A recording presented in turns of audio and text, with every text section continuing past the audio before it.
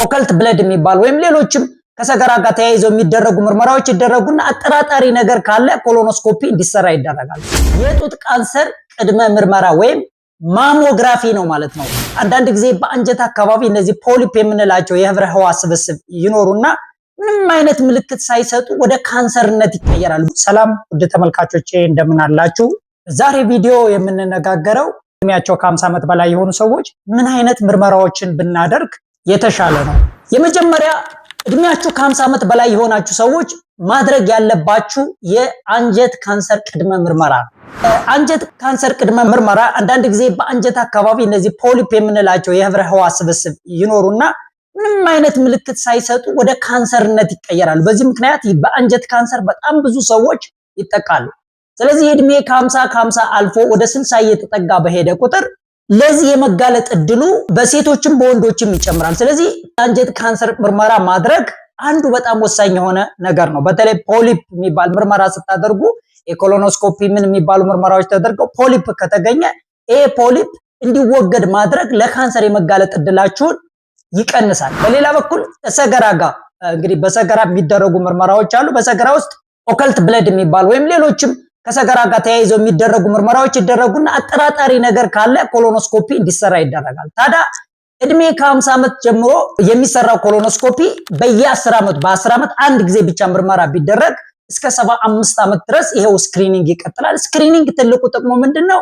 ችግር ወዲያው እንደተገኘ ማከም በጣም ወሳኝ ነገር ነው የሚሆነው። ስለዚህ ብዙዎቹ በሽታዎች ደግሞ ምልክት የሌላቸው በተለይ የካንሰር በሽታዎች ምልክት የሌላቸው በመሆኑ አስቀድሞ ምርመራ ማድረግ ስክሪኒንግ ይባላል። ይህንን ማድረግ በጣም ወሳኝ ነው። ስለዚህ አንዱ የአንጀት ካንሰር ቅድመ ምርመራ ነው ማለት ነው።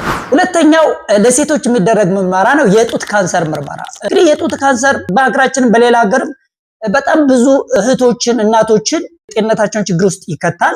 የጡት ካንሰር እንደዚሁ ምልክት የሌለው በመሆኑ ስር ከሰደደ በኋላ አንዳንዴ ከተሰራጨ በኋላ የሚታወቅ ነገር ነው። ስለዚህ ሴቶች እድሜያችሁ ከ50 ዓመት በላይ የሆናችሁ ማሞግራፊ የሚባል ምርመራ አለ። እሱን ማድረግ ይኖርባችኋል። አንዴ ካደረጋችሁ በኋላ በየ2 ዓመቱ ቸክ እየተደረገላችሁ ይቀጥላል። ቢያንስ እስከ 75 ዓመት ድረስ ስክሪኒንጉ ይቀጥልና 75 ዓመት ላይ ይቆማል። ስለዚህ የጡት ካንሰር ቅድመ ምርመራ ወይም ማሞግራፊ ነው ማለት ነው። ሶስተኛው ለሴቶች የሚደረግ ምርመራ ነው። እንግዲህ ለሴቶችም ለወንዶችም የሚደረገውን ምርመራ ነው እያየን ያለ ነው። የማህፀን ጫፍ ካንሰር ቅድመ ምርመራ ነው። በጣም በሚያሳዝን ሁኔታ በሀገራችን በተለይ በማደግ ላይ ባሉት ዴቨሎፒንግ ካንትሪስ የማህፀን ጫፍ ካንሰር በጣም ብዙ እናቶችን ብዙ እህቶችን እያሳጣን ያለ ነገር ነው። በተለይ ግንኙነት ከጀመሩ ጀምሮ 21 ዓመት ጀምሮ ስክሪኒንግ ይደረጋል። የሂውማን ፓፕሎማ ቫይረስ በሱ ምክንያት የሚመጣ ስለሆነ የሱ ወይም ደግሞ የማህፀን ጫፍ ካንሰር ቅድመ ምርመራው በእኛ ሀገር ሁኔታ ደግሞ እድሜያችሁ ከ35 ዓመት በላይ የሆናችሁ ሰዎች የማህፀን ጫፍ ቅድመ ካንሰር ምርመራ ማድረግ በጣም ወሳኝ ነው። ምንም አይነት ምልክት የሌለው በመሆኑ እነዚህ በሽታዎች ከተሰራጩ በኋላ ነው እና ወደኋላ መመለስ እጅግ በጣም አስቸጋሪ ነው የሚሆነው። ስለዚህ እህቶች እናቶች ይህንን ምርመራ ማድረግ እድሜያችሁ 35 ዓመት ያለፈ አንድ ጊዜ ምርመራ ካደረጋችሁ በየ3 ዓመቱ እየተደረገ ቢያንስ እስከ 65 ዓመት ድረስ ምርመራ ይደረግና ከዛ በኋላ ይቆማል። ስለዚህ የማህፀን ጫፍ ካንሰር ቅድመ ምርመራ ወይም ሰርቫይካል ካንሰር ስክሪኒንግ የሚባለው ነው ማለት ነው። ይሄ ለሴቶች የሚደረግ ምርመራ ነው። አራተኛው የወንዶች የሚደረግ ነው። ይሄ ደግሞ ፕሮስቴት ካንሰር የምንለው ነው። እንደሚታወቀው እድሜ ከፍ እያለ ሲሄድ በተለይ ከ50ዎቹ አለፍ ብሎ ወደ 60 እየተጠጋ ሲሄድ ይሄ ለፕሮስቴት ካንሰር የመጋለጥ እድል ከፍ ይላል። ይሄም PSA ወይም ፕሮስታቲክ ሰርፌስ አንቲጅን የሚባለው ምርመራ ይደረግና ይሄ ፕሮስታቲክ ሰርፌስ አንቲጅን መጠኑ ከፍ ካለ ባዮፕሲ ለምንለው ይታዘዛል። ያው እሱ ከፍ አለ ማለት ካንሰር አለ ማለት አይደለም። ነገር ግን ለሌላ ለተጨማሪ ምርመራ ያግዛል። ስለዚህ ፕሮስታቲክ ሰርፌስ አንቲጅን የሚባለው ምርመራ ማድረግ አንዱ የቅድመ ካንሰር ምርመራ ነው። ይሄ መጠኑ ከፍ ያለባችሁ ወንዶች ባዮፕሲ ምርመራ ለምንለው የበለጠ ካንሰር አለ የለም የሚለውን ለማረጋገጥ በወንዶች የሚደረገው ሌላኛው ምርመራ ነው። እንግዲህ ይሄው ምርመራ እድሜ 70-75 አካባቢ ከደረሰ በኋላ ይሄው ምርመራም ይቆማል። ስለዚህ በወንዶች የሚደረገው ሌላው ምርመራ የፕሮስታቲክ ሰርፌስ አንቲጅን ወይም ደግሞ የፕሮስቴት ካንሰር ቅድመ ምርመራ ነው። በአምስተኛ ደረጃ የሳምባ ካንሰር ምርመራ ነው። ይሄ ለሚያጨሱ ሰዎች ለሚያጨሱ በተለይ ሲጋራ ረጅም ጊዜ የምታጨሱ ሰዎች ካላችሁ እድሜያችሁ ከ50 እስከ 80 ያላችሁ ሰዎች ሳምባ ካንሰር ቅድመ ምርመራ ማድረግ አለባችሁ። በተለይ 20 ፓክስ ፐር ይር 20 ፓክስ ፐር ይር ማለት በቀን አንድ ፓክ ሲጋራ ያህል ለ20 ዓመት ያጨሱ ሰዎች ለሳምባ ካንሰር የመጋለጥ እድላቸው በጣም ከፍተኛ ነው። ስለዚህ ቀድሞ እነዚህ ችግሮችን አውቆ ለማከም የሳምባ ካንሰር ቅድመ ምርመራ በተለይ ለአጫሾች የሚደረግ ምርመራ ነው። ይሄ አጫሾችን በተለየ የሚመለከት ይሆናል። በዚህ ውጭ እንግዲህ እንደሚታወቀው እድሜ ከፍ እያለ ሲሄድ አጠቃላይ ከደም ስር ከልብ ችግሮች ጋር ተያይዘው የሚመጡ ችግሮች ስላሉ እነዚህ ምርመራዎች ከላይ የጠቀስኩላችሁ እንግዲህ የቅድመ ካንሰር ምርመራዎች ሲሆኑ ሌሎች ተላላፊ ያልሆኑ በሽታዎችን ቼክ ለማድረግ ደግሞ ከልብ ጋር ከኩላሊት ጋር ተያይዘው የሚደረጉ የኦርጋን ቴስት የምንላቸውን ሬናል ፋንክሽን ቴስት፣ ሊቨር ፋንክሽን፣ የጉበት ምርመራ ማድረግ፣ የኮሌስትሮል ምርመራ ማድረግ፣ የስኳር ምርመራና የግፊት ምርመራዎችን ማድረግ በጣም ወሳኝ ነው።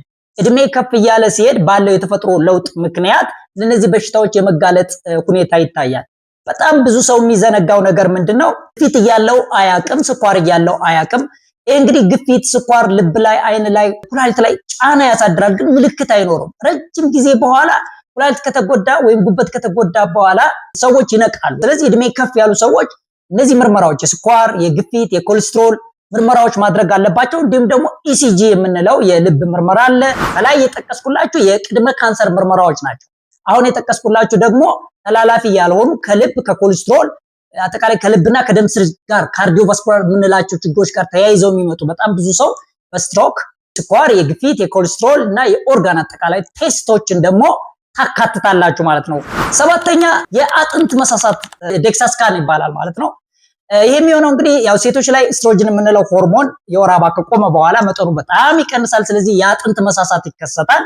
ስለዚህ እሱን ቼክ ማድረግ ያስፈልጋል ማለት ነው።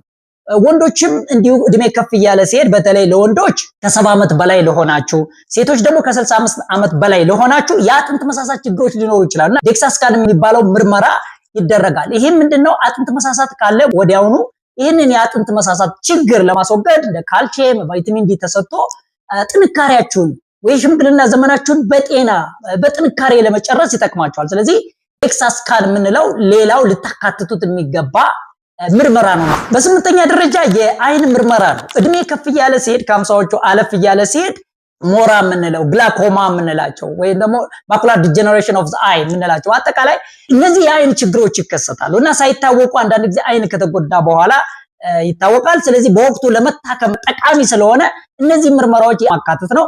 ሌላው የማዳመጥ ችሎት ጆሮአችሁንም ቼክ ማድረግ ነው። ፕረስ ባዮስከስ እንለዋለን ደግሞ እድሜ ከፍ እያለ ሲሄድ ወደ የጆሮ ነርቮች አሉ ወደ ኮክሊያ የምንላቸው ነርቮች እነሱም እንግዲህ እድሜ ከፍ እያለ ሲሄድ የነርቭ ቁጥርም እየቀነሰ ስለሚሄድ የመስማት ችግርም ሊኖር ስለሚችል የመስማት ሁኔታችሁም አብሮ ቼክ ማድረግ ያስፈልጋል። በ11ኛ ደረጃ የምናየው ከአእምሮ ጋር እንግዲህ መርሳት ይመጣል እድሜ ከፍ እያለ ሲሄድ። ስለዚህ ሚኒ ሜንታል ስታተስ ኤግዛሚኔሽን ወይም ሚኒ ኮግ የምንላቸው ምርመራዎች ይደረጋሉ። ይሄ ከመርሳት አንዳንድ ዲፕሬሽንም ሊከሰት ይችላል። ስለዚህ እንደዚህ የመርሳት የማስታወስ ችሎታ ምናምን ለማወቅና አስፈላጊውን እርምጃ በጊዜ ለመውሰድ ደግሞ የሚደረጉ እንደ ሚኒ ኮግ፣ ሚኒ ሜንታል ስታተስ ኤግዛሚኔሽን እና ደግሞ የጀራቲክ ዲፕሬሽን ስኮር ጂዲኤስ የምንላቸው ምርመራዎች ይደረጋሉ። የመጨረሻው ከአፍ የጥርስ አጠቃላይ ጥርስም እንዲሁ እድሜ እየጨመረ ሲሄድ የሚያጋጥም ችግር ስላለ ከጥርስ ጤንነት ከአፍ ጤንነትም ጋር አድርገው የሚደረጉ ምርመራዎች አሉ። ውድ ተመልካቾች እነዚህን ምርመራዎችን በማድረግ ጤንነታችሁን ከወዲሁ እንድትንከባከቡ ጥቅማችሁ የሚችል መረጃ ነው ብዬ አስባለሁ። ይህን ቪዲዮ ከወደዳችሁት ላይክ አድርጉት። እንዲሁም ደግሞ ለሌሎች ይጠቅማል ብላችሁ ካሰባችሁ ሼር አድርጉ። ቤተሰብ ያልሆናችሁ ሰብስክራይብ በማድረግ ቀጣይ የምለቃቸው ቪዲዮዎች እንዲደርሳችሁ። ሳምንት እስክንገናኝ ድረስ ሰላምና ጤና ከእናንተ ጋር ይሁን።